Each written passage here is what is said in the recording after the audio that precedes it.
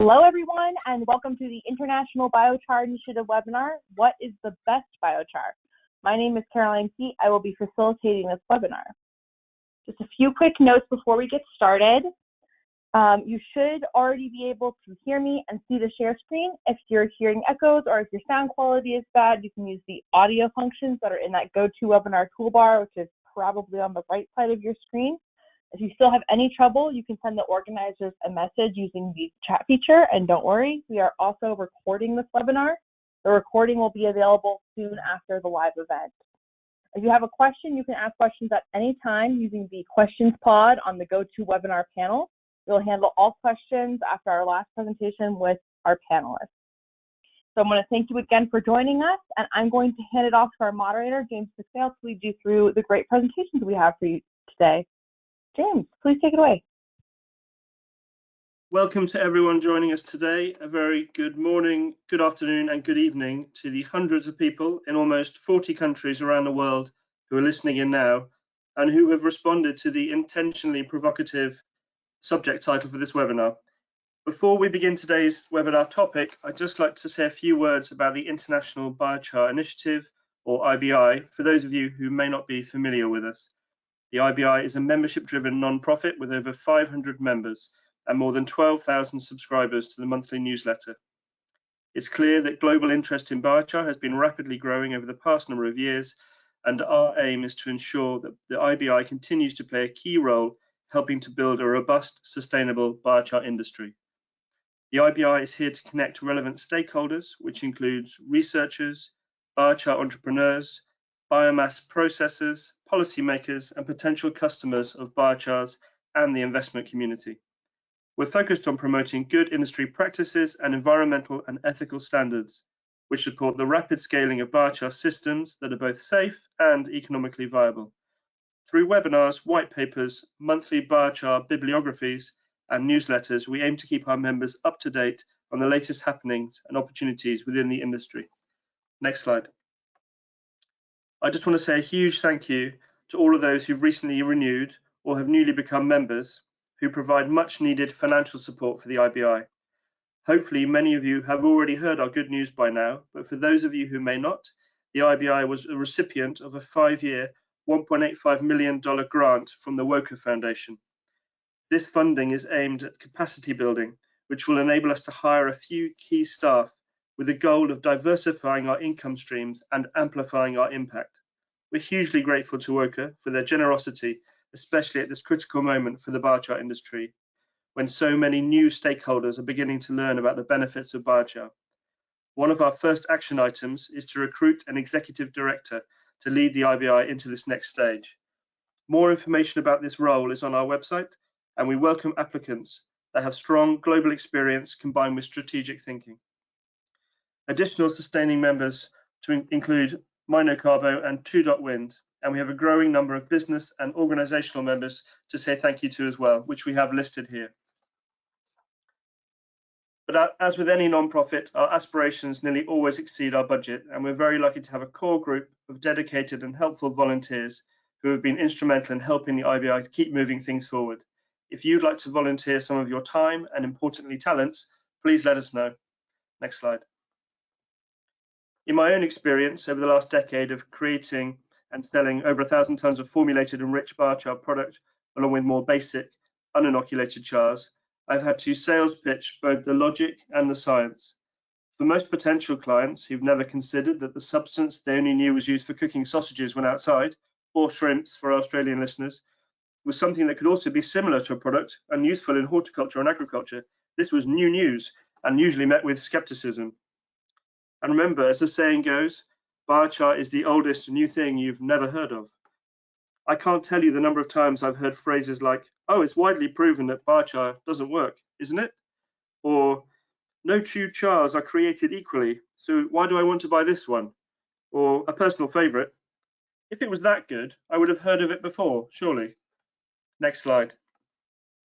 But seeing firsthand in real commercial environments, the reduction in transplant shock, increased survival rates, increased resilience, enhanced vitality. Next slide.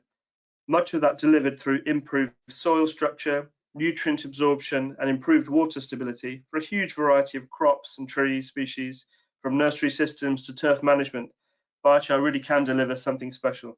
Next slide. So to set the scene for today's webinar, it's time to speak about the black stuff.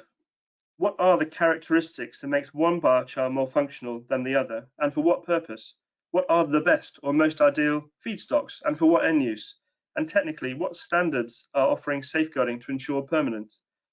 Our first speaker I'd like to introduce is Akio, who has a wealth of experience from his work at the Lehman Lab at Cornell University, Ithaca, New York. And after that, we have Sampo from Carbofex in Finland, Jonah from Biochar Solutions in the US, and the IBI board chair, Kathleen Draper, who will be answering the questions as they come in. Next slide. So I invite you all to ask questions as we go through to the panel and keep your questions relevant to the topic at hand if possible. And with that, Akio, it's over to you.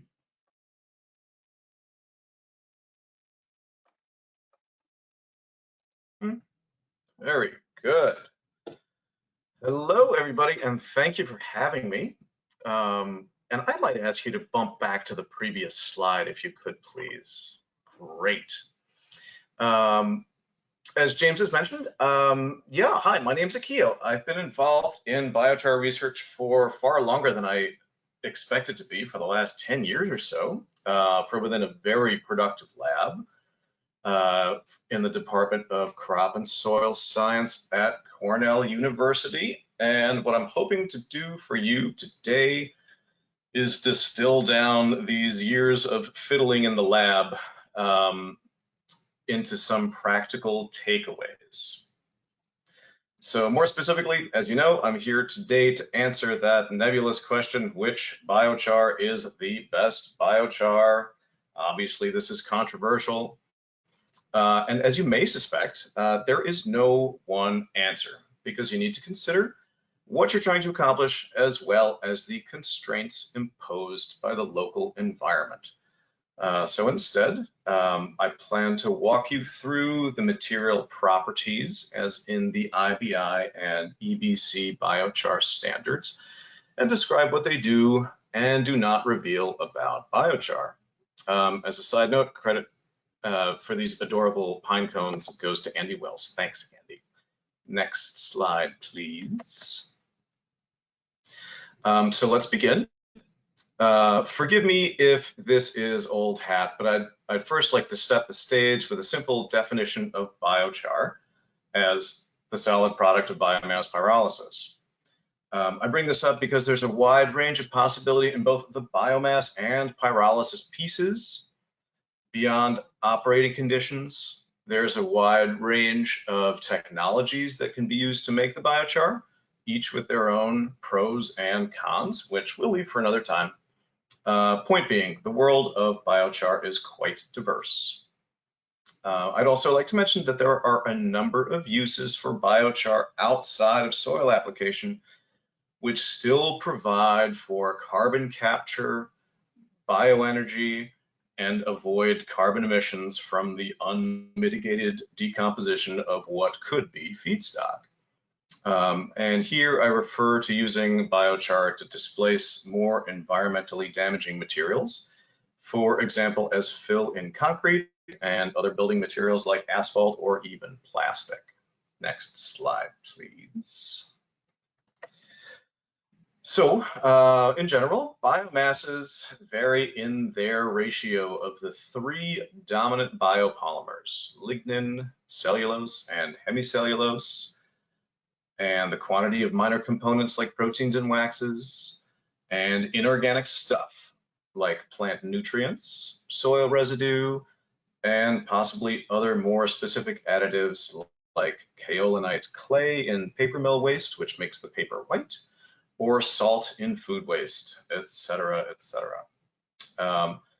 During pyrolysis, the organics, and by that I mean the carbon, hydrogen, nitrogen, and oxygen that make up the biopolymers, they decompose into the solid, liquid, and gaseous products, while the inorganics, and by that I mean all the other elements, remain in the solid phase, at least for the most part. The result is that the inorganics become concentrated in the biochar, and this effect increases with increasing temperature and residence time. This is one of the potential benefits of pyrolysis, that is to increase the fertilizer value of the feedstock in the biochar. I say potential because there are some specifics that can be applied to each form of each element, but in general, this holds. And a note on nomenclature here. These inorganics technically become ash when the biomass or biochar is combusted, like in a wood fire or in a furnace for analysis. And ash is composed of the oxides of the inorganic elements, but is also, somewhat erroneously, also used to refer to the sum of the inorganics in the char, even though they haven't been oxidized. And I'd also like to mention that lignin, cellulose, and hemicellulose decompose at different rates and over different temperature ranges. There are competitions between the various decomposition reactions, and there are reactions between the products of those reactions. In other words, pyrolysis chemistry is a complicated mess. In general, however, we can say that lignin produces more than twice the solid char product and a fraction of the gaseous and liquid products compared to the cellulose or hemicellulose. Next slide, please. The different categories of pyrolysis, whether slow, fast, or gasification, are distinguished by heating rate, highest heating temperature, and residence time at that temperature, composition of the gas environment, and residence time of that gas. Each of these modes can produce a range of materials according to how aggressive the thermal treatment is. Some broad generalizations can be made, however, where lower heating rates favor biochar yield and preserve the physical structure of the biomass. Higher heating rates actually explode the biomass particles from within by producing the gaseous products too quickly and favor liquid product yield. Higher temperatures benefit carbon stability and surface area, up to a limit with surface area. And higher temperatures also produce higher pH biochars with a higher concentration of those inorganics we touched on. And additionally, longer residence time will take all of this a step further as those aromatic domains grow during carbonization, which will eventually produce graphite. Next slide, please. So, despite the myriad of biochars that arise from this interplay between feedstock and pyrolysis conditions, biochar can still be described by several physical and chemical properties, and these are the criteria found in the IBI and EBC biochar material standards. I've organized these to suit my sense of neatness. There's quite a bit of similarity between the two, with any differences noted by the highlighting with the key in the bottom yellow. These characteristics can tell us some things about how a biochar will behave in the long term, like stability and toxicity. But unfortunately, this does not translate to an understanding of how suitable a particular biochar is to local conditions or even the application rate. And here I'm referring to pH, lime equivalence, electrical conductivity, available nutrients, and water holding capacity. And furthermore, biochar is not a static material. Its physical and chemical properties will change as it ages. For example, pH and lime equivalence can be exhausted. Available nutrients and the associated electrical conductivity can be consumed or leached away. Cation exchange capacity can either increase or decrease, and particle size may shift to affect soil water holding capacity if used in soil. Point being, some characteristics of a fresh biochar are not indicative of its long-term performance. So in a way, the question changes from which is the best biochar to what can these characteristics tell me about biochar performance. I've organized these characteristics into a few functional categories of my own, and after a brief explanation of what is being analyzed, I'll connect all of this with a question of biochar performance. Next slide, please. So I'm going to delve into toxics content first, because this really is a go or no-go criteria, at least with regards to certain contaminants, and certainly with their use in soil. Once toxics are incorporated into the soil, they're quite difficult to remove, and in a number of these, pollutants are long-lasting, actually, in the case of heavy metals, lasting forever. The EBC applies various cutoff values for different end uses, with the most stringent being applied to biochar used in animal feed, and the least stringent for biochar being used as building material. These toxicants, the broad categories, include heavy metals, which are poisonous at very low concentrations, like mercury, lead, cadmium, chromium, arsenic, and cobalt. Trace metals, these are micronutrients that become toxic at elevated levels, like copper, nickel, zinc, boron, manganese, molybdenum, selenium, chloride, and the various persistent organic pollutants, namely polyaromatic hydrocarbons, otherwise known as PAHs, polychlorinated biphenyls, or PCBs, and polychlorinated dibenzodioxins and furans, or PCDDs. PAHs, these are a class of organic compounds that span a range of toxicity and longevity. You'll even find them on your barbecue. PCBs, these are some synthetic, non-flammable, highly engineered liquids that are used as non-flammable electrically insulating heat transfer liquids, notably in electric transformers. And dioxins and furans, these are synthetic herbicides and pesticides like the infamous Agent Orange of yesteryear. These also occur as industrial byproducts. And all of these are pretty darn toxic. As you may or may not have noticed, the PAHs in the upper right-hand corner of the slide here, they actually look fairly similar to biochar, except maybe they're smaller. The distinction is that PAHs are strictly hydrocarbons with no dangly bits or oxygen substitutions or functionalities. They form in small quantities during pyrolysis, with the vast majority forming at high temperatures in the gas environment. Condensation of these PAHs onto the char is promoted by contact between the gas phase and the biochar, but otherwise there don't seem to be any consistent operating conditions to avoid, like feedstock or residence time. As regards to the chlorinated compounds, literature on the formation of PCBs and dioxins, furans during combustion is rich, and literature on formation during pyrolysis is unfortunately lacking. This makes it difficult to present any conclusions, but there are two main mechanisms of formation, one of which requires rare chlorinated precursors, and the other requires free oxygen, and both of these are usually absent during biomass pyrolysis. But regardless, better safe than sorry until a more comprehensive understanding is formed. Next slide, please.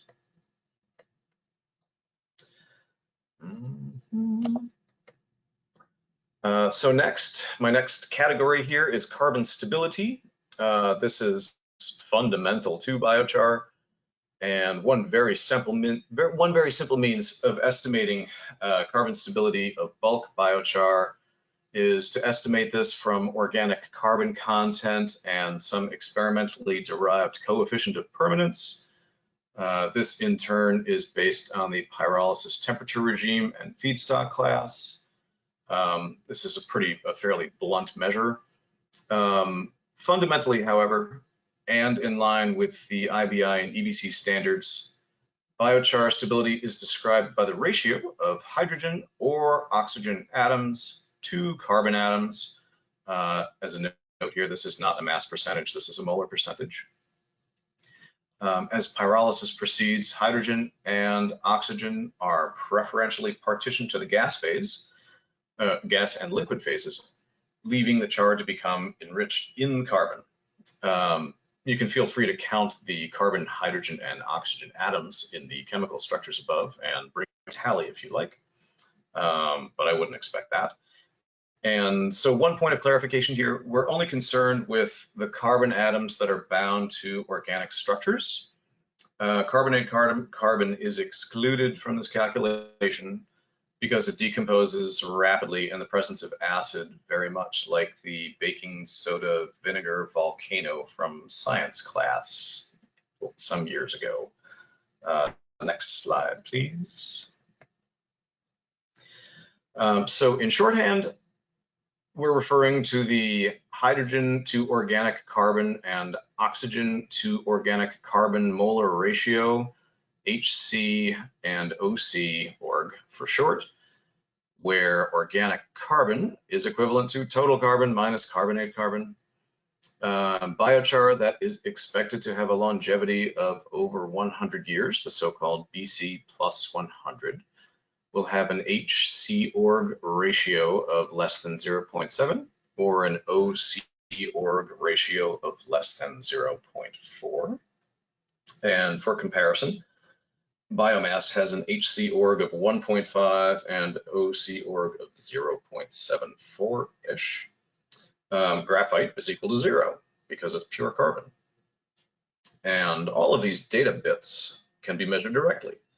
However, analyzing for oxygen can be challenging due to instrument limitations, specifically the expense of the thermal conversion elemental analyzer, TCEA for short, and therefore oxygen is often calculated by difference as 100% minus the weight percentage of carbon, hydrogen, nitrogen, and inorganic stuff. And because we're summing so many things here, this calculation can be prone to error. Another consideration with this calculation is that if the percent organic stuff is derived from ash content, it is naturally inflated by oxide oxygen, which is not present in the biochar. And so the result can be that oxygen is underestimated and therefore biochar stability is overestimated. And one potential fix for this is to estimate inorganic oxygen to arrive at organic oxygen. But as you can see in the figure above on the left, this doesn't exactly get everything in line. So the HC org and OC org tell us how stable the biochar carbon is, not how much of it there is. You can have a char that is essentially 99% sand and 1% graphite, and this will have an H or OC org ratio of 0. So, and the quantity of carbon here is the percent of organic carbon on a dry mass basis. So therefore, the BC plus 100 considers both quantity and quality. Another carbon stability criteria is called fixed carbon, and this harkens back to the days of analysis of charcoal quality as a fuel, as a product. And this is calculated from 100% minus ash minus volatile carbon on a dry mass basis. My apologies for not putting these equations up on the slide there. Volatile carbon is operationally defined as that which disappears when char is heated at 950 Celsius for 6 minutes. And let me tell you, this is pretty exciting to pull off, at least manually. Fixed carbon is then the percent of stable carbon on a dry mass basis. And overestimation of ash is also a problem here. But as you can see in the right figure, there's still a fairly good correlation with HC and OC. Next slide, please. Okay, next category. This is what I've called agronomic properties. This includes rather straightforward metrics like pH, lime equivalence, and available nutrients. pH is simply the acid or alkaline equilibrium that the char reaches when it's hydrated. And this results from surface functional groups that are part of the biochar, as well as soluble inorganic salts that are carried with it. The general trend is that biochar pH increases with pyrolysis temperature, with a greater effect for higher ash content feedstocks. The left figure above depicts the trajectory in pH for different feedstocks from 300 to 600 degrees under slow pyrolysis conditions. pH is important, primarily because it affects the availability of plant nutrients, or otherwise nutrient nuisance elements that inhibit nutrient uptake, as displayed in the right figure above. However, pH only represents where the char would be in a neutral environment and not how strongly it wants to remain there.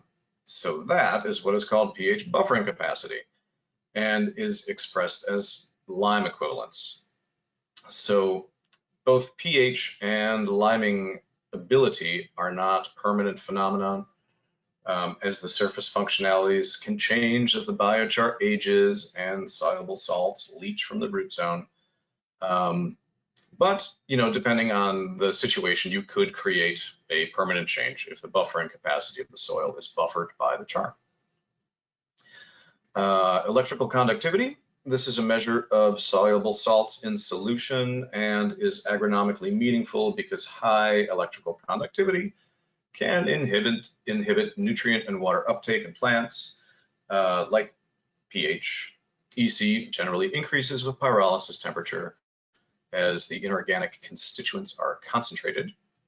In general, this is a fairly innocuous metric because it's unlikely that biochar application to soil at reasonable rates will shift electrical conductivity to a point where it would inhibit plant growth.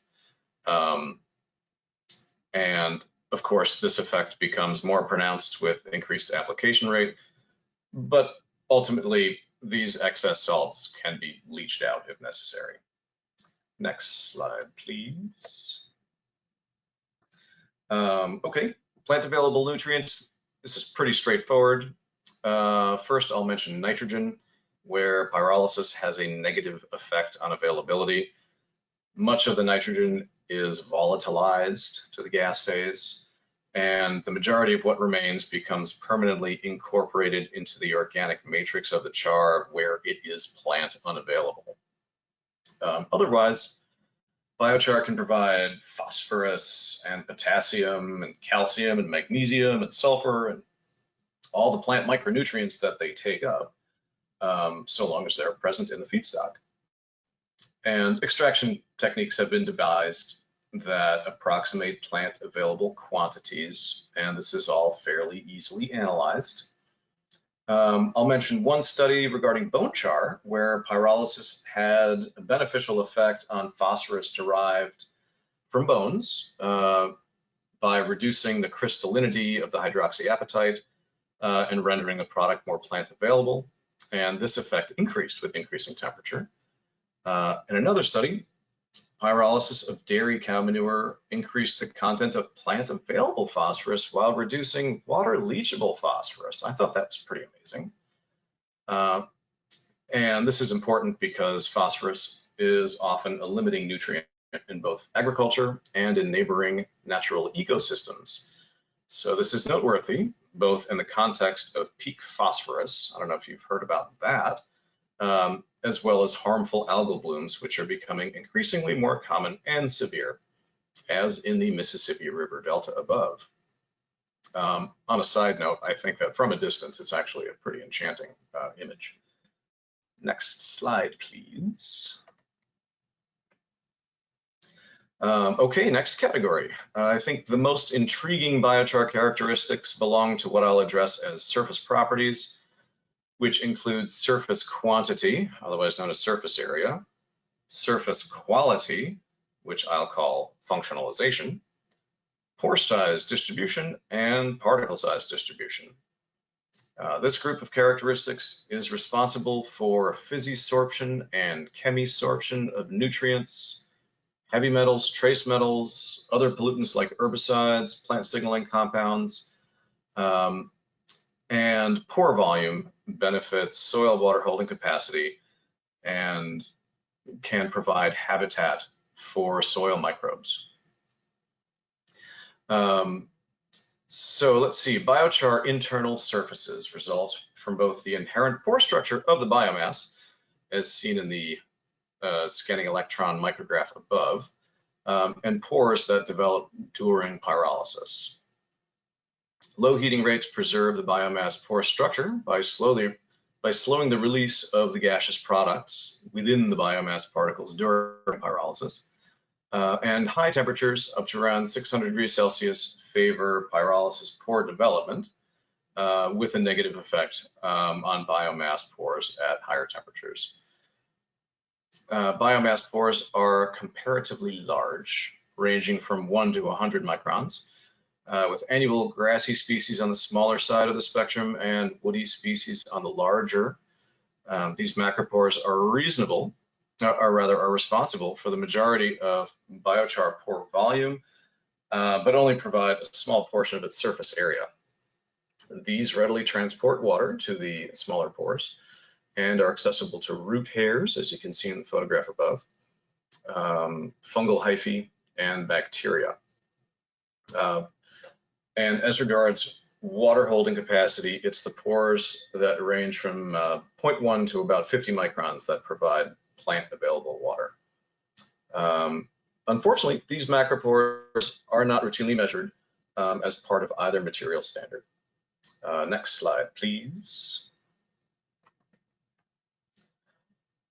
Okay, so the majority of the biochar internal surface area is due to pyrolysis produced meso and micropores, which are orders of magnitude smaller than the macropores. Mesopores ranging from around 2 to 50 nanometers, and micropores less than 2 nanometers, quite small. The surface area of non-activated biochar produced under standard conditions can approach 400 square meters per gram. It's quite impressive. And these surfaces are what provide biochar with its adsorption capacity.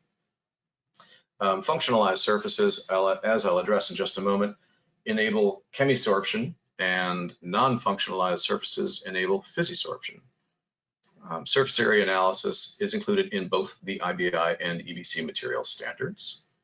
And a note on methods here: surface area analysis and its instrumentation are common, but the common gas adsorption instruments are incapable of measuring pores greater than about 100 nanometers. And so the conventional method for measuring macropores is mercury intrusion pore oximetry, which, as you can imagine, is something that's best avoided.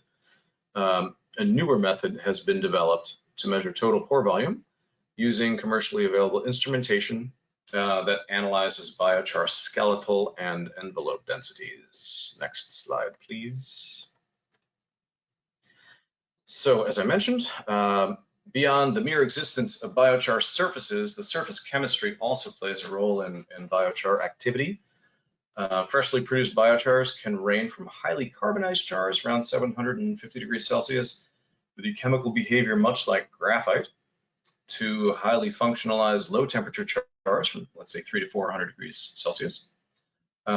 Furthermore, oxygen and nitrogen can become incorporated into the ring structures alongside the carbon, and these functionalities and heteroatoms create the charge imbalance that enable cation exchange capacity and ligand exchange, which is important for absorbing dissolved ions or charged molecules.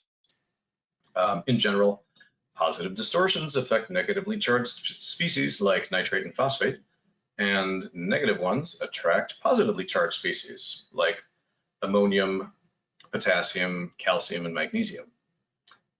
This latter group are cations, and the ability for biochar to absorb cations is known as cation exchange capacity.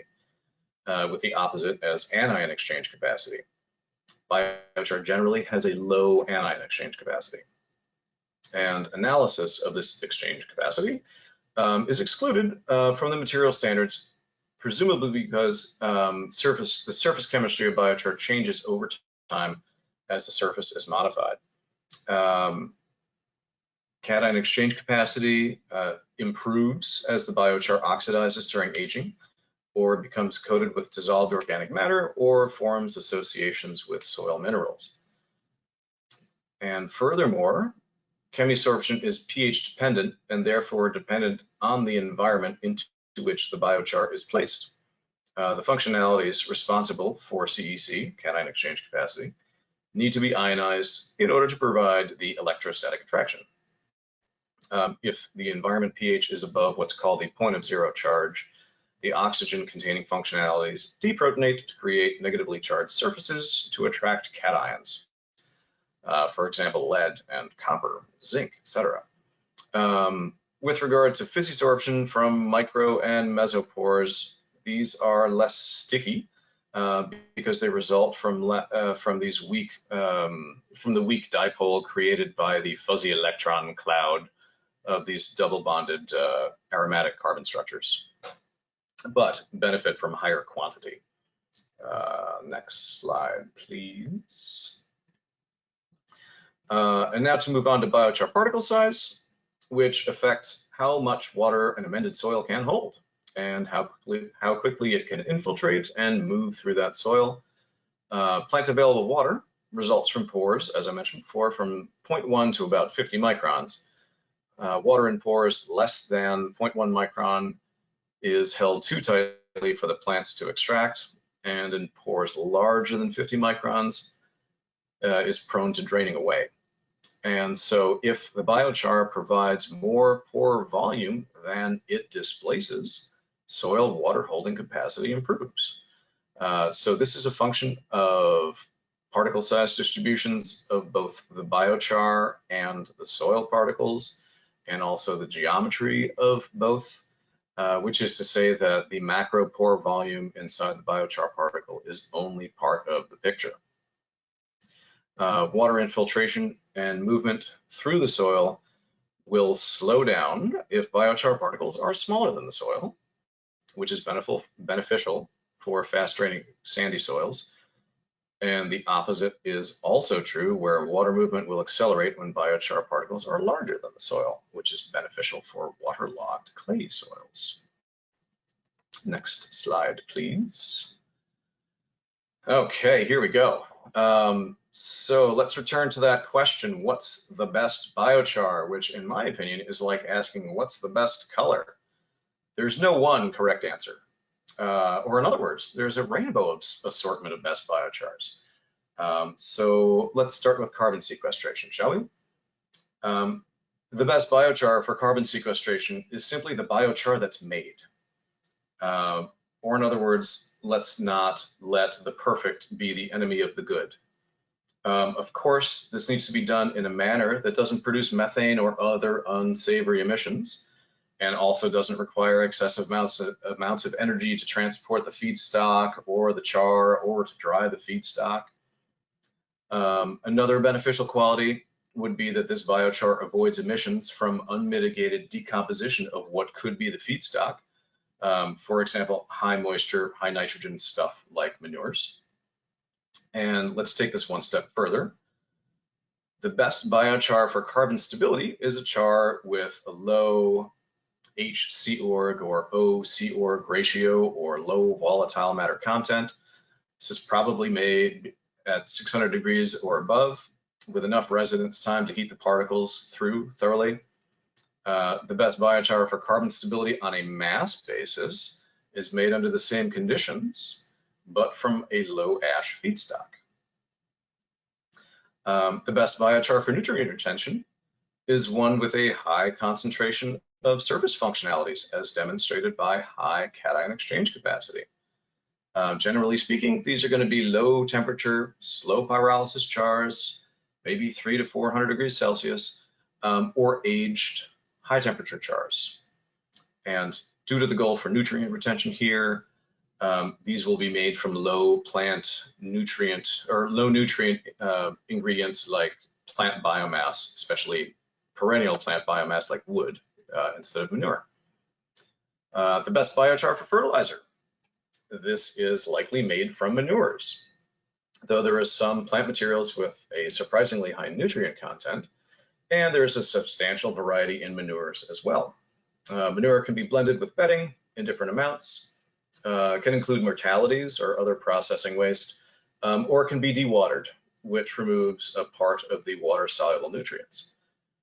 Temperatures below 400 degrees Celsius maximize available phosphorus, unless it's from bones, in which case you would favor high temperatures. And otherwise, there are different optimum temperatures for the different nutrients. Slow pyrolysis maximizes total nutrient content in the biochar compared to fast pyrolysis, but ultimately it's some combination of feedstock and processing and availability of feedstock and processing that results in these high nutrient content chars. The best biochar for heavy metals, rather absorption of heavy metals or capture of heavy metals, is one with both a high cation exchange capacity and a highly stable carbon skeleton. This can be a little difficult to come by. Or one with a high concentration of soluble phosphorus. So cation exchange capacity would allow the char to strongly bind the heavy metals, and the recalcitrance ensures that the biochar remains in possession of the heavy metals that it adsorbed. An alternative is biochar with high concentrations of soluble phosphorus, which encourages precipitation of insoluble phosphate salts, specifically lead, copper, cadmium, and zinc. I'll mention that this does not hold for addressing metalloids like arsenic, molybdenum, antimony, and as well, local conditions should be investigated. Let's see. Moving on to the best biochar for use is potting mix. And this is really not from experience here. This is just my guess. This is likely a blend of lower temperature 3 to 400 degree chars from low nutrient content biomass, which will create just the right pH for growing conditions and a high cation exchange capacity, which ought to be blended with manure chars, maybe to balance out some of the pH and produce and provide for some fertility, and likely some form of nitrogen as well to provide all the correct nutrient concentrations. And let's see, the best biochar for adding to compost. Personally, I would choose a high temperature, slow pyrolysis, and low nutrient content plant biomass char. The high surface area char with low surface functionality, aka the high temperature chars, would benefit the most from aging in the compost pile to create a highly stable, high cation exchange capacity material, and the addition of nutrients here would be redundant. Okay, what's the best biochar for improving crop yield? Well, what's holding your crop back? Is the soil pH too low? Is it too high? Are nutrients lacking? Is the soil waterlogged or prone to drying out? The best biochar for low soil pH is one with a high lime equivalent. This is probably a high temperature char made from a high ash feedstock like manure. The best biochar for high soil pH is the opposite, a low temperature char made from a low ash feedstock like wood. The best biochar to address nitrogen deficiency is one that has been post-treated because pyrolysis mostly eliminates the plant available nitrogen. The best biochar for phosphorus deficiency, I'd put my money on bone char. And we addressed the water holding, the complexities of water holding capacity just earlier. And on that note, I will say next slide, please. Thank you for your time. I hope this was useful and not boring and not confusing. And if there are any questions that are not addressed in the Q&A, or you just want to get in touch, I've left my email there for you. So again, thanks for your time. Keo, thank you so much. That's brilliant. Thanks for sharing your science and your knowledge and your experiences with us all. I feel like it's been a crash course in everything biochar. Hopefully the listeners appreciate that. Keo's going to be fielding your questions after the next speaker. But for now, let's move on to the next section with an introduction to arguably the most known global producer, and that's Carbofex. Next slide. Sampo, it's all yours. Thanks, James. My pleasure. And thanks, Akio. That was great. I mean, whoever was able to memorize all that in one go will now know everything that's relevant in terms of biochar. I have to say that it was a very, very thorough presentation. Pretty awesome. Yeah, about myself and Carbofex. Thanks for the opportunity. We're going to have a quick look at Carbofex biochar, the metrics and the technology that is used to make it. Next slide. Carbofex was established in 2016, but the actual work that the company was founded on has been done in the previous decade, and has taken a lot of working hours and a lot of money. I have to say that it's we've put more than 50 man years or person years into developing the technology itself, and been waiting in a waiting position for a long time, ever since our first kind of rollout in 2009, when we knew how to make EBC grade biochar, but didn't really have a clear idea of how to make enough money to stay in business while doing that. And for me personally, let's say one of the key aspects of everything with biochar has been the CO2 removal capacity, and of course the fact that we are all carbon-based life forms, and most of our problems have to do with carbon, whether it being too much carbon in the atmosphere or not enough carbon in the topsoil. So that's kind of a problematics that I've been trying to work around. And yes, indeed, we were the first company to publicly trade biochar-based CO2 removal certificates a few years ago, 2.5 years ago, to Swiss RE, and we were instrumental in creating the Puro.earth marketplace and kind of paving the way for all other biochar companies to access that market. And we had a really interesting launch in 2019 with the biochar study tour with IBI. Okay, next slide, please. So the company's located in Tampere, Finland. I bet everybody knows where that is, but it's 1.5 hours northwest from Helsinki, which is on the south, the kind of central line in the south end of the country. And we a few years ago, 2017, we built a 1,000-ton per annum pyrolysis plant, and we use all the excess energy to energize part of the district heating network of Tampere, the city. And it's a huge network, and it has up to 1,200 megawatts of district heating capacity, and we're pumping in about 1 megawatt in the winter months. So we actually had the kind of largest carbon negative district heating plant and the largest continuous biochar plant at the time it was built, and still under kind of certain terms where we can generate our own electricity, our own energy to operate the process, and excess to actually to sell, export from the plant.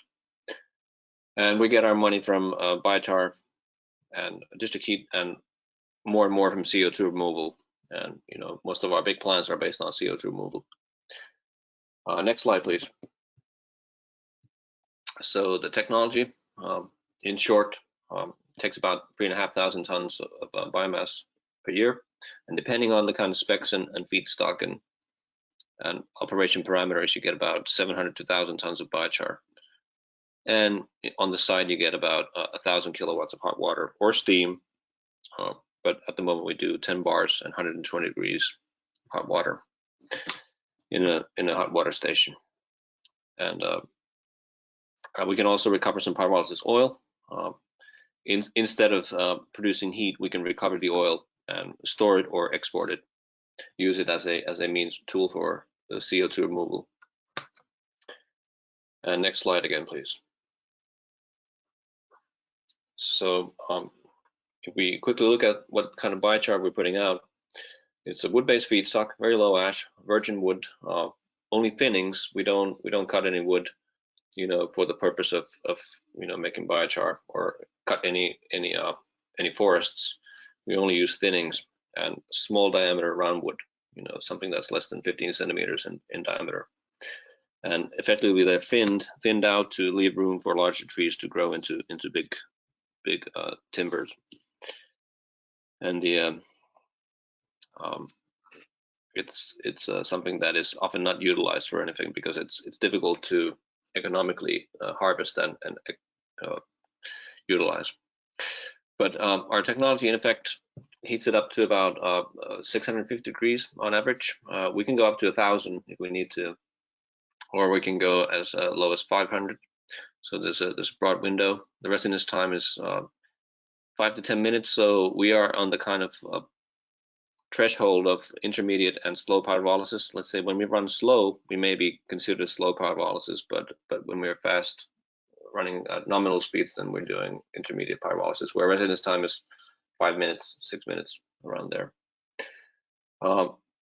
As it's a fast process, we get a lot of we get a high surface area and a relatively low carbon yield, 27%, 25%, depending on the feedstock and carbon content. But we get a very high surface area, and all the oil comes out of the process as oil. We get no secondary charcoal formation in the process, so that means that all the pores stay open, and that results in a very high surface area. On our last EBC analysis, had about 420 square meters per gram on a BET test, but as the spruce feedstock results in a 99% microporous biochar, it's not the right method for testing the surface area, and we use something called DR, Dubinin-Raduskovich, and it gives us 600 plus up to 700 that we measured surface area. So we can call it activated carbon, and very low ash, typically maybe 2%, and fixed carbon content. Last sample was 94% plus. So and it's very conductive due to the high carbon content, which I think is also a key kind of quality parameter. But here, of course, I've been in this trade for so long that I talk about technical carbons, I talk about biochars and everything in kind of one sentence. And of course, the kind of parameters that you expect from technical biochars are slightly different from true biochars that are used in a kind of a bio context somewhere like Akio, listed several. Next slide, please. And here's just a quick overview of the kind of typical, let's say, characteristics that we get. It's like I said, very low ash. This sample has 1.6%. And if you look at the oxygen and nitrogen content, you'll see that there's not a lot of cationic exchange capacity, but on the other hand, we have quite a bit of anionic exchange capacity, and this is because we found that the nitrogen in the feedstock is actually enriched in the biochar, and only a relatively small portion of it is lost with the volatiles, and that's how we get the feedstock has about 0.1% of 0.2% of nitrogen, and the end product has 0.6.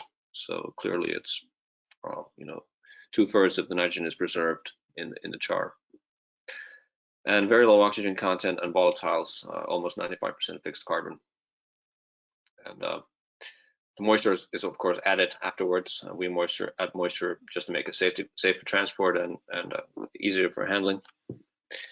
And if you ask me, I guess I would say that the kind of broad specs for high spec biochar would be high carbon content, high surface area, high electrical conductivity, as that's key for a lot of microbial processes, plus a lot of technical processes, and low ash.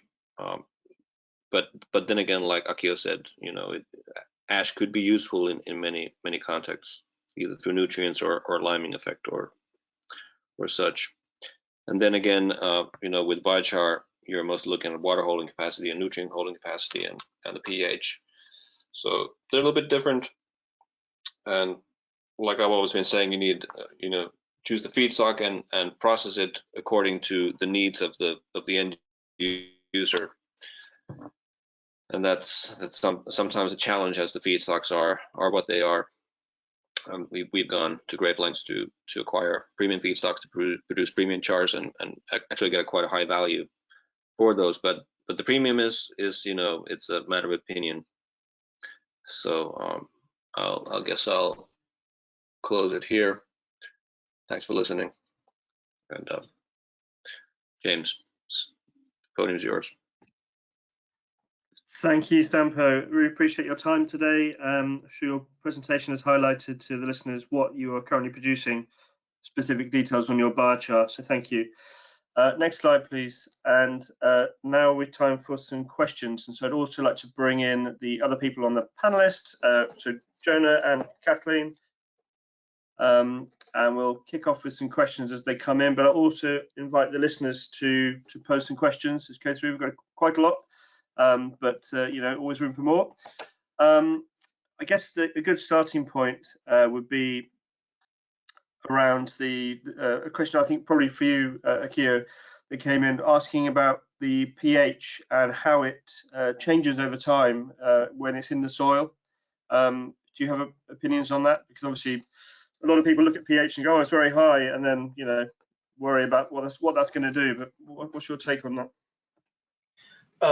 My take is that everything is going to trend towards neutral.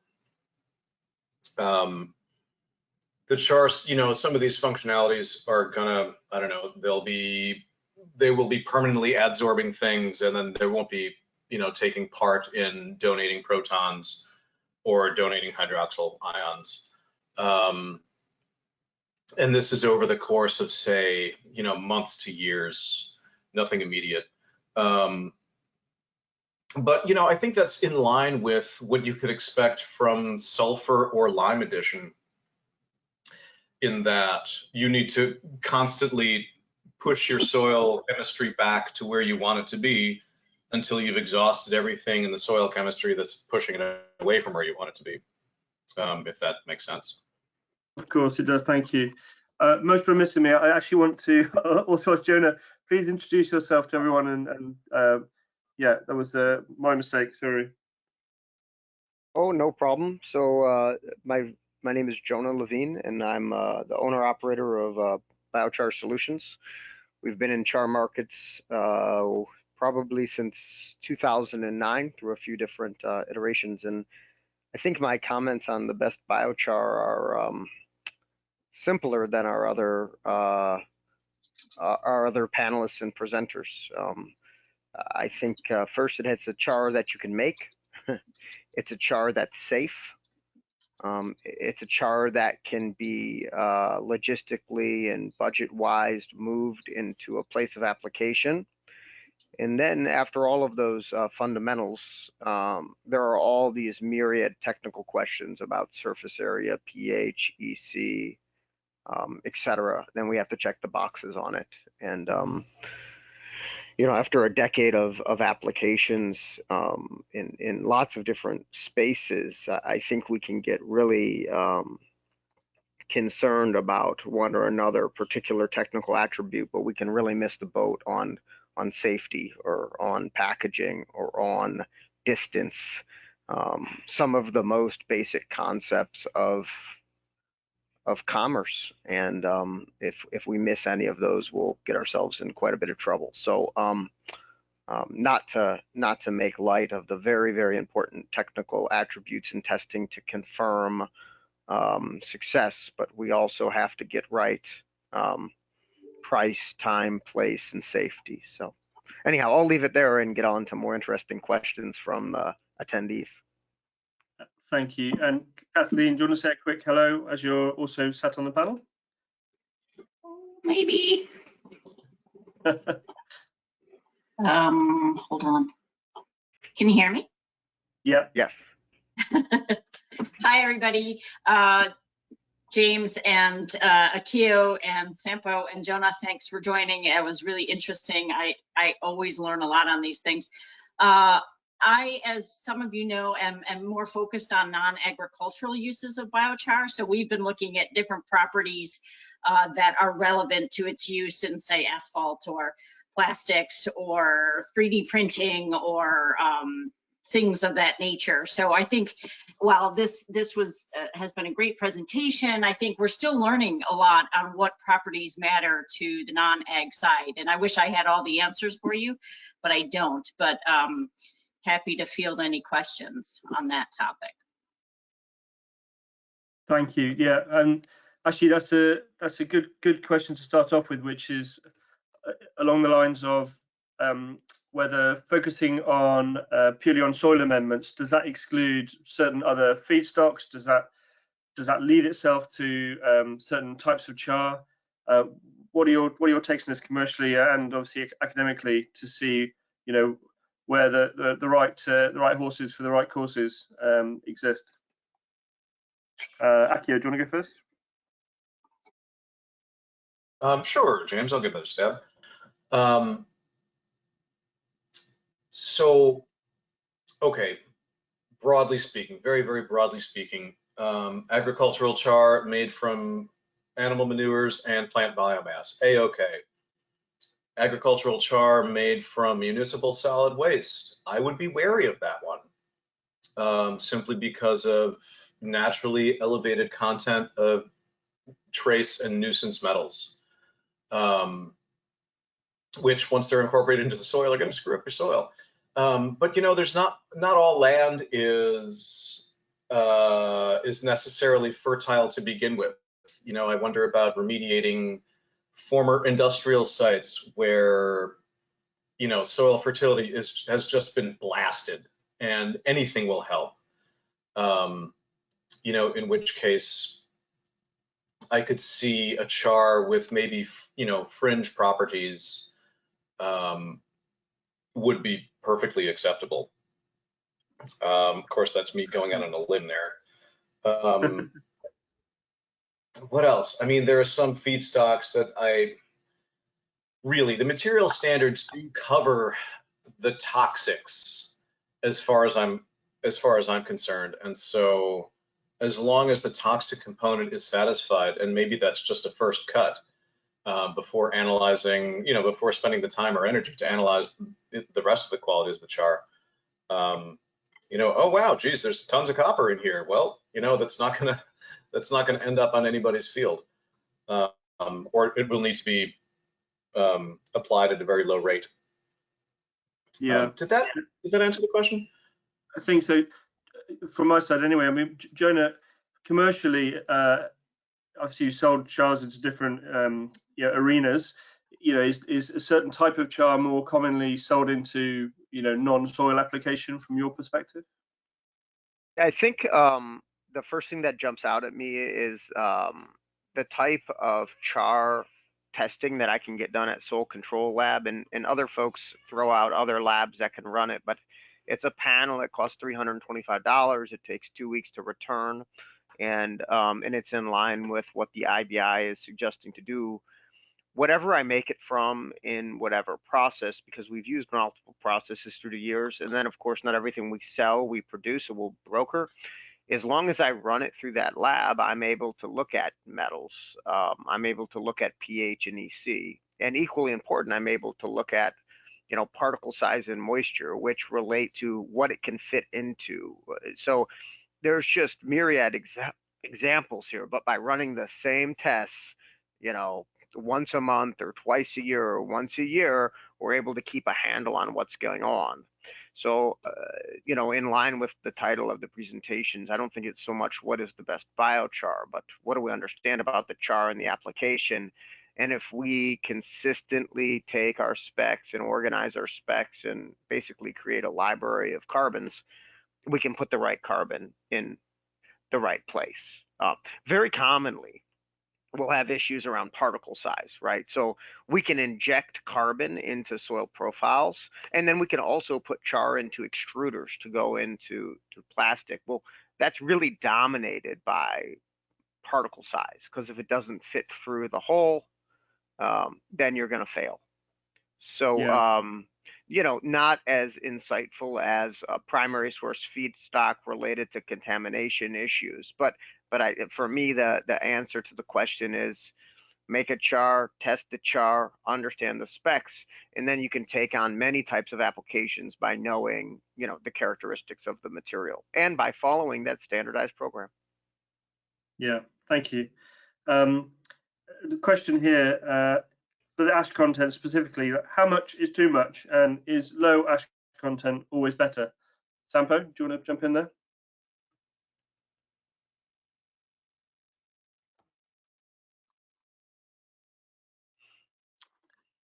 Hello, Yeah, Sampo. sorry, I was on mute, and the thing wouldn't let me unmute myself.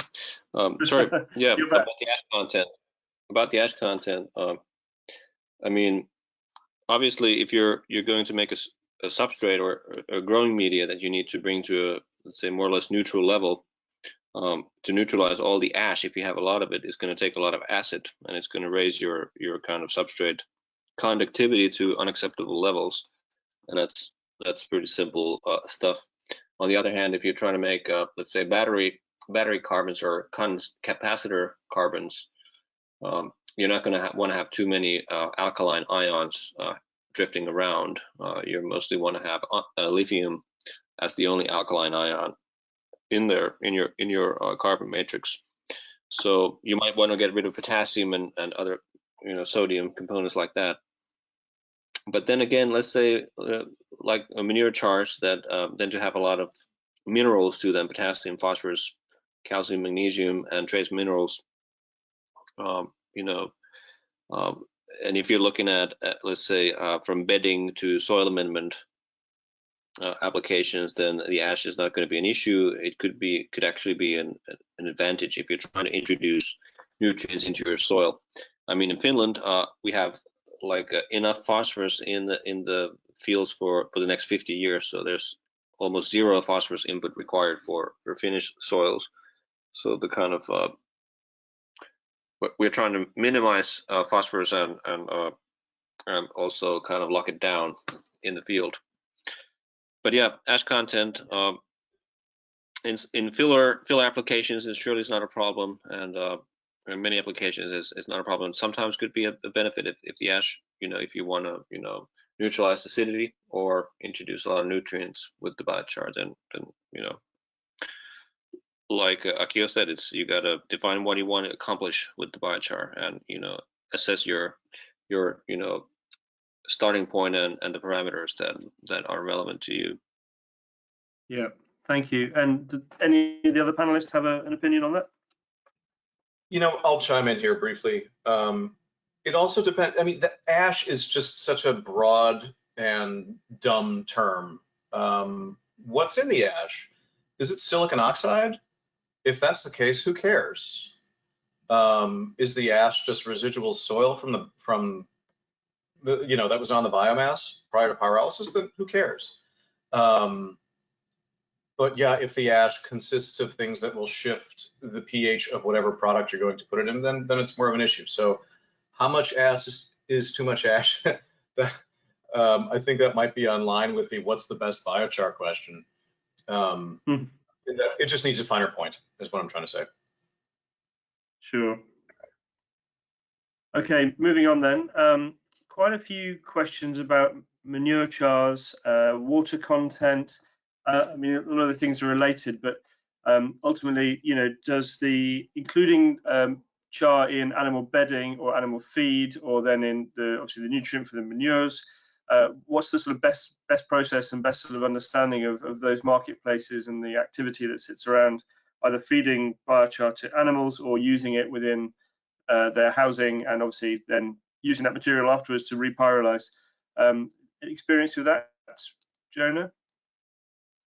Yeah, we've used char in poultry litter, and then we've used chars as a feed amendment.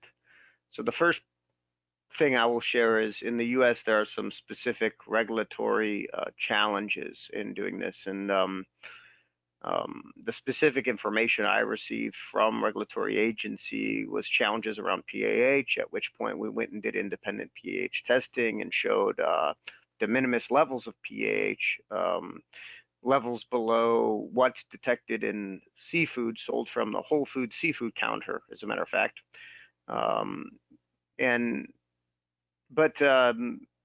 Everything we do is from wood-based chars right now, so I don't have a lot of feedback on the manure-based chars.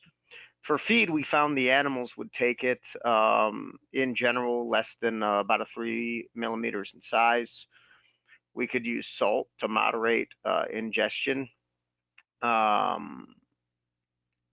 We could use molasses to help as well.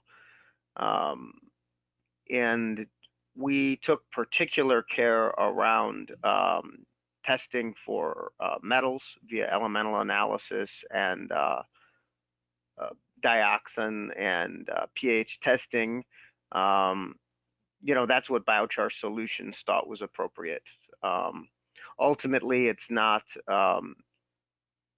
readily accessible because of regulatory burden in the U.S. right now, and I'm hoping to see that change over the coming years. So that's, I guess, my perspective on that feeding. The upshot for us from feeding was a really nice change in daily weight gain, and we think it's from a technical perspective very efficacious as far as dollars spent and feed gained.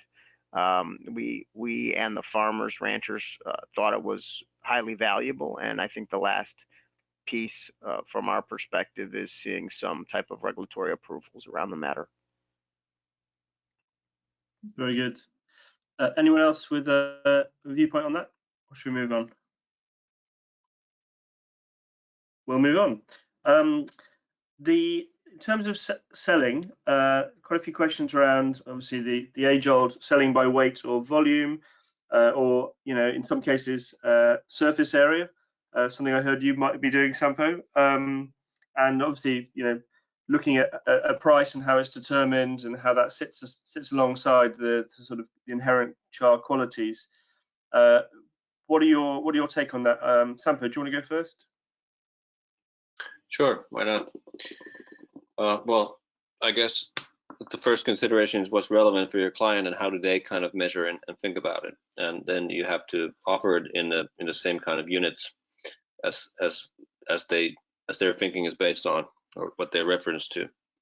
And since in our kind of market we're mostly focused on both growing substrate, growing media, that is, and filter media, filter applications, and in both of those cases biochar is measured by volume. I mean, how much filter media do you need to fill out this filter chamber? And of course, there are then particular specifications for the biochar, like surface area and ash and so on. But the for us it's important because pricing is once you understand the market and the application, then and what the pricing is based on, then it's easier. And in our kind of market, all the pricing is based on volume. But then again, most producers think in a kind of a tonnage or mass basis, and we've been for a long time thinking on a volume basis, and the kind of and what the client needs, and choose the feedstock based on that. And in our kind of Nordic market, the substrate and filter applications are dominant ones, and if we were selling on a mass basis, we would probably compare unfavorably to German chars that are 2 times as dense or 3 times as dense as our chars. But on the other hand, you have to understand what the client needs, and they need pore space and surface area and water holding capacity and nutrient holding capacity. So they get more of that with our char than with the competing char, and for that reason, density is not a problem. Of course, if you derive the kind of mass price, ours is double or triple compared to the denser char. But once again, you got to think what the customer needs and what they're willing to pay for. And in that sense, the volume works for us. For a lot of technical carbons, it's mass based. But yeah, that's in that case, do you believe that your char performance could limit the scalability, or is that all part of the master plan? You know, that the performance of the char actually will dictate the marketplace in which it can be sold into. Well, I guess, you know, in any market that you go to, you always have to think about customer value and you know what the client or customer is thinking about and what their application stipulates. And we do that. We think just that, and that's why we make the kind of char that we make and from the feedstock that we make. It's also based on environmental conditions because we live in a forested area with very little agriculture and that kind of residues. And all the forests are spruce, and they need to be thinned. I mean, there's probably like 1 million hectares of forest that need to be thinned. So it's all kind of a, you know, derived out of all of those variables. But it's, you always have to bear in mind what the customer needs and what the kind of parameters are important for their application. And if you understand that, then you actually may get them to pay more for, you know, a certain type of char than the other, and it may put you in a good position or not. You know, but of course, you know, you want to be in a good position. And Jonah, would you agree with that from your experience?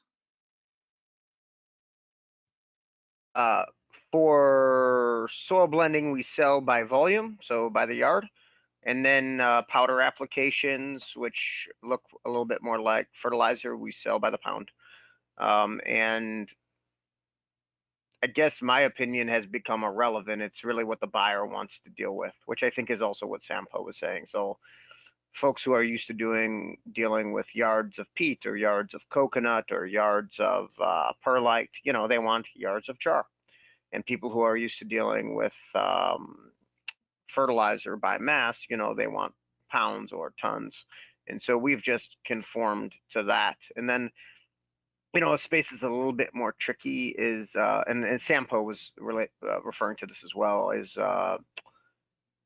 filtration, right? So, for example, hydrogen sulfide, well, on a gram per gram basis, you know, our chars are going to absorb 60, 80% by weight, gram on gram, but they're half the density of standard products that would be coal-based or even coconut-based. And so on a volume basis from a vessel, you get a similar performance. So I think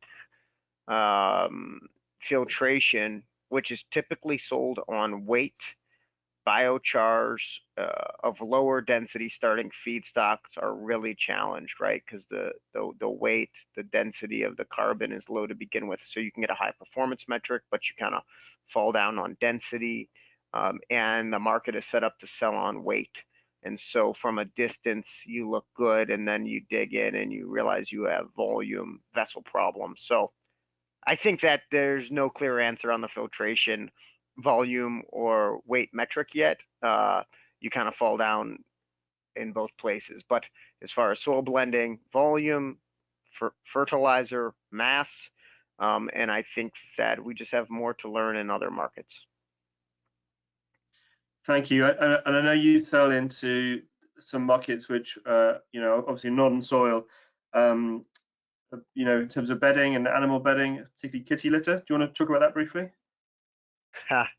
Well, what I have to say about char and kitty litter is black products in consumer packaged goods used inside the home are a challenge. So we do lots of litters, but cat litters, we've actually moved away from putting char into it because it'll make a terrible mess on a kitty's paws, which turns into a terrible mess on bed sheets and many, many wonderful emails from caring consumers. So, How to make friends. Yes, yes. So we've you know, at least my 2 cents, and maybe someone will do this in a smarter, more innovative way than me. So I found that the cat litter with char does great for ammonia and odor control, but not so great from consumer acceptance. But char in poultry bedding is marvelous, and there is a just exploding rate of backyard poultry, and poultry can be stinky, and the char does wonders. It's a more appropriate environment for it. Also, you know, show goats and all kinds of livestock. It's a wonderful bedding application. But from my perspective, those bedding applications inside the home, make quite a mess with chars, so the kind of the juice isn't worth the squeeze there. But if you are going to sell it, you know, bedding is sold mostly by volume and not as much by mass. Although watch out for black kitty paws, very dangerous. Thank you. And a bit of a key change here. Akio, I've got a couple of technical questions. For PAH testing, which would you see as the preferred method, GCMS or HPLC, and why? Wow, that is a tough question right there. So I can't provide a preference. I do not have enough experience with both pieces of equipment to say that I do. But I do know that there are quite some issues with both sample preparation and also concentration of the extracts, in so much as labeling the materials with, or rather spiking the extract or spiking the materials prior to extraction with isotopically labeled standards should be common practice. And in that regard, it's going to limit you to high-res mass spec, unless there's something about GCMS that I'm ignorant to. Okay, we'll move on. On the maximum allowable toxicant values, the upper values for IBI are significantly higher than those of the EBC. Is there any context for why that is?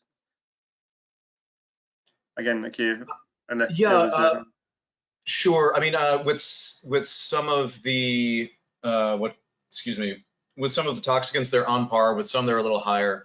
The IBI provides a range, and this is a range based on different different organizations, you know. And so, I mean, in that regard, I think it's based on your locality. You can say, all right, well, the European Union says such and such, so I'm going to go with this guy.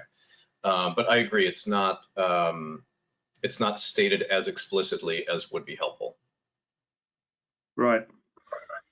And James, I would just say that the default has to be what the national guidelines are for amendments put in soil. So I think the range that Akio was talking about was that, you know, it might be lower in the US and higher in Canada, but whatever your country regulations are, that's what you really have to abide by. Understood, exactly. Absolutely. Another question that's quite interesting, I guess, is in terms of the water content of the sort of quenched final biochar product, as it were, how much is too much, and what's there? You know, what's an acceptable moisture content for char as it's leaving the location and going to end client or customer? Sampo, do you want to jump in? Sure, why not? Well, the safety is a big issue in transportation, and let's say that I guess the consensus is that as long as you're above 25% moisture content, then you're pretty good. If you want to be really safe, then you want to be at 30. But 25% is generally considered sufficient to bind the kind of any kind of heat from residual reactions that might occur. Of course, we have additional layers of security other than just the water content, so we're not so dependent on that. But the dustiness is one thing, and I would say you need to be above 20% for handling, and you know, it's not just a nuisance; it could actually be a loss. We had one client that was unloading biochar bags on a kind of a field in the middle of a field on a really windy spot, and they actually had a windmill on the location, so they could have 10 to 20% loss once they opened the bag, because you know that much would go in the wind and land in the adjacent fields. So yeah, it's a consideration from a lot of points of view. You don't want to make it too heavy, on the other hand. So So I think 25 to 30% is my sweet spot for water content. Thank you. That's cool. We need to wrap up shortly. So, Akio, do you have any final thoughts or comments? The same for you, Jonah and Sampo. Akio, do you want to go first? My goodness, James, thank you for the opportunity. Final thoughts or comments? You know, my mute button, I couldn't unmute as quickly as I would have liked to answer, to address the question of manure being used as manure char being used as animal bedding. And I would like to mention that there is evidence of reduction in ammonia and nitrous oxide emissions, which is a good thing. But I obviously don't have any livestock, so I can't comment on what it's actually like. And, okay. You know, yeah, otherwise I think good questions. I'm happy to have been able to provide my input, and my God, I am so focused on soil. I'd love to hear more about other uses of char. Fantastic. Jonah, any parting comments? Yeah, I think we should all test consistently. I think we should share information transparently. I think we need to first get it safe and then make sure it's deliverable and on time and on budget, and then you know, keep having a conversation about many different technical particulars. So just a wonderful conversation, something we couldn't have done 10 years ago, and you can kind of look in the rearview mirror and see how fast we're growing, and I'm looking forward to learning and growing as fast in the coming years. So thank you for the opportunity. Thank you indeed for your time. And Sampo? Yeah, well, thank you. It was my pleasure, and great event. I learned a lot. I guess, you know,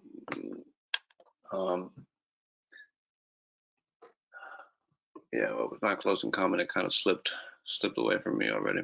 So, yeah. No problem. We're running out of time anyway, so it's all good.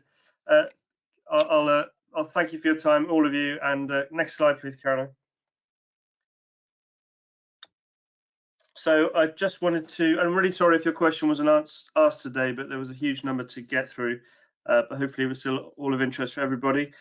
We have upcoming webinars next month on urban bioenergy and biochar opportunities. This is exploring the assessments of Urban Sustainability Directors Network, the Urban Drawdown Initiative, and the Climate Neutral Cities Alliance, which will be very good. We also have another one probably later on in the year on how biochar can optimize wastewater treatment. So it's a very hot topic right now. So please keep a lookout for these dates and sign up to the newsletter if you haven't already. Next slide, please. And lastly, today, for any non-members that joined us, we'd love for you to become IBI members, and to encourage that, we have a special offer until the end of July, which you can see here. You should all receive a short survey related to today's webinar. Filling that out will really help us to continue to improve our webinar series and plan for future topics. And many thanks to all of you for tuning in and for your continued support of the IBI. Stay safe, and I hope you all join us again soon in the near future. Goodbye.